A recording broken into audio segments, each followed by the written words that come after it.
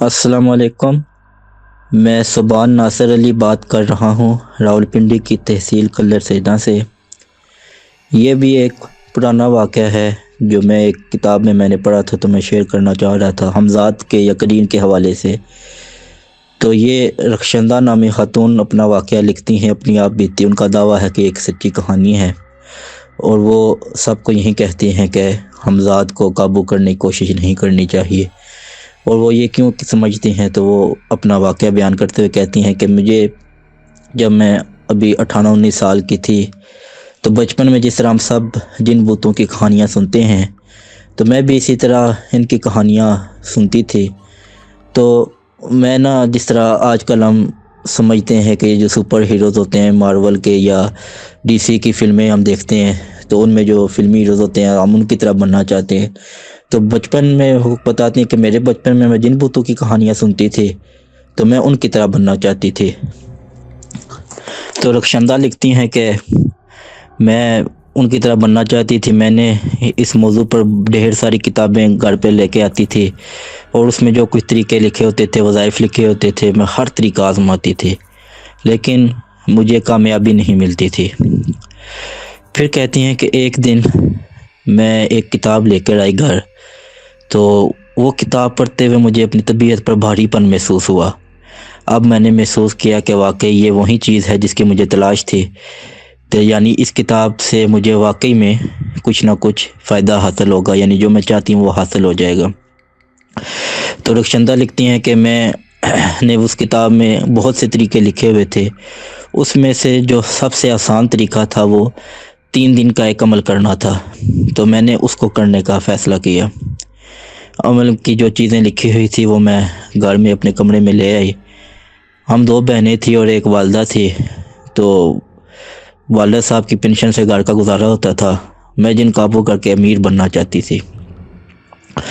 تو اب کیا ہوا کہ کیونکہ میں الگ کمرے میں رہتی تھی، تو والدہ جو تھی وہ کام کاج بھی کرتی تھی، تو وہ اتنی توجہ ہم پہ نہیں دیتی تھی۔ ہم الگ الگ بہنیں اپنے کمروں میں رہتی تھی۔ والدہ ورکنگ وومن تھی، والد کی پینشن آتی تھی، اور خود وہ بھی کچھ کام کر کے ہمارا گزارا ہوتا تھا۔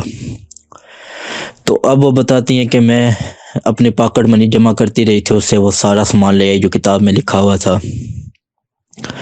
اب جس طرح اس کتاب میں لکھا ہوا تھا اس طرح میں نے عمل کرنا شروع کیا کہ اپنا ہون نکالا، ایک پیالے میں ڈالا، اور اس میں ایک جس طرح دیے میں اگر بتی لگاتے ہیں، بتی سی بنا کے دیا جلاتے ہیں، اس طرح دیا جلا دیا۔ تو وہ جو کچھ لکھا ہوا تھا وہ میں یہاں شیئر کرنا مناسب نہیں سمجھ رہا، کیونکہ بہت سے لوگ وہ سن کر عمل کرنے کی کوشش کریں گے۔ بہرحال وہ جو کچھ بھی لکھا ہوا تھا اس نے وہ پڑھنا شروع کر دیا۔ تو جب اس کا وہ عمل ختم ہوا، 3 گھنٹے کا عمل تھا پہلے دن کا، تو اس نے دیکھا کہ ویسے ہی ہوتا ہے کہ جب آپ دیے میں وہ بتی سے لگاتے ہیں تو وہ جلتے جلتے کالی ہونا شروع ہو جاتی ہے، لیکن اس نے دیکھا کہ وہ جو دیے کی بتی تھی وہ جب تک وہ عمل کرتی رہی تھی تو وہ لو بجھی نہیں تھی، یعنی کالی نہیں ہوئی تھی، یعنی اسی کی اسی طرح تھی شعلہ جہاں اس نے چھوڑا تھا۔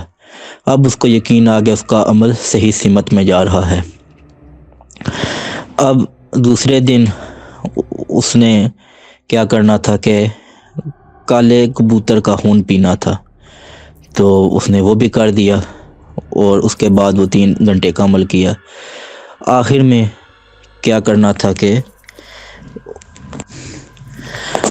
اس نے یہ کرنا تھا کہ لباس کے بغیر اس نے یہ عمل پڑھنا تھا۔ تیسرے اور آخری دن اس نے وہ بھی کیا، لیکن اس کو تو نہ کوئی جن نظر آیا نہ کوئی چیز نظر آئی۔ اس نے سمجھا یہ بھی سب بکواس ہی تھی۔ رخشندہ بتاتی ہیں میں جا کے اپنے بستر پہ سو گئی۔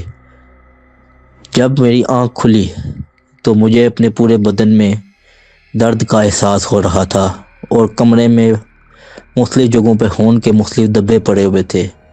اس سے پہلے کہ میں کچھ سمجھ پاتی تو کمرے کے کونے میں ایک نہایت خوبصورت نوجوان نمودار ہوا، جس کو دیکھ کر میں اس کے اوپر عاشق ہو گئی، اور پھر وہ سب معاملات ہو گئے جو میاں بیوی کے درمیان ہوتے ہیں۔ اب وہ ہر جگہ میرے ساتھ ہوتا تھا، اور مجھے بھی یہ چیز اچھی لگتی تھی۔ اس نے بتایا تھا کہ وہ میرا ہمزاد یقین ہے اور اب وہ میرے قابو میں آ چکا ہے، لیکن یہ اس کا جھوٹ تھا، کیونکہ کچھ عرصے کے بعد اس نے کہا کہ مجھے تمہاری بہن اچھی لگتی ہے، اب میں اس کے ساتھ تعلقات قائم کرنا چاہتا ہوں۔ اور جب میں نے اس کو کہا کہ نہیں تم میرے غلام ہو، تو اس نے کہکا لگایا اور کہا میں تو تمہارا غلام نہیں ہوں بلکہ تم میری غلام ہو۔ اس کے بعد میرے پورے جسم پر پھوڑے نمودار ہو گئے اور میری بہن نے بھی اس واقعے کے بعد خودکشی کر لی اور میری والدہ بھی اس غم سے وفات پا گئی۔ میں مختلف عالموں کے پاس جا کے، عاملین کے پاس جا کر اپنا علاج کراتی رہی۔ آخر کار مجھے اس سے چھٹکارا تو مل گیا، لیکن اس شرط پر کہ اب میں کبھی شادی نہیں کر سکتی۔ تو میرے ہاتھوں سے میرے اپنی زندگی کے ساتھ ساتھ میرے پورے خاندان کی زندگی تباہ ہو گئی، اور میں اب ہر کسی کو یہی مشورہ دیتی ہوں کہ آپ لوگ ان چیزوں کو دیکھنے کی یا قابو کرنے کی خواہش نہ کریں، کیونکہ آپ نہیں جانتے کہ آپ کس چیز کی خواہش کر رہے ہیں۔